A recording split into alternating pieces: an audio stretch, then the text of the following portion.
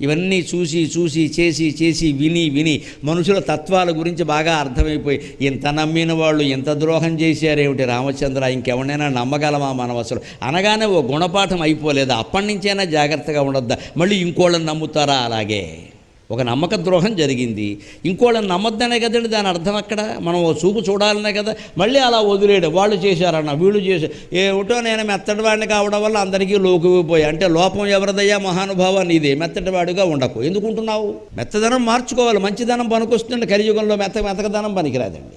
మంచితనం వేరు, మెతకదనం వేరు. మంచితనం ఏమిటంటే ఎవరిని ఏమీ అనకుండా ఉండడం. మెతకదనం ఏమిటంటే అందరూ అనే అన్ని మాటలు పడుతూ ఉండడం. అవసరం లేదమ్మా, మనం చేతకాని వాళ్ళం కాదు, జవాబు ఇచ్చేదానికి జవాబు ఇవ్వాలి, మూతి వాచిపోయేలా జవాబు ఇవ్వాలి. అందుకని వాళ్ళు అన్నీ అంటుంటే అలా ఊరికి ఏమిటో నాకు ఈవేళ గ్రహస్థితి బాగుండలేదు. అలా గ్రహస్థితి ఏం కదమ్మా, నీ మనస్థితి. నువ్వు చేయని తప్పుకు ఎందుకు అంగీకరించాలి? నువ్వు అవసరమేంటి చెప్పు. ఎందుకు నిందలు పడాలి ఊరికే? ఈ మాత్రం పౌరుషం లేకపోతే ఎలాగా?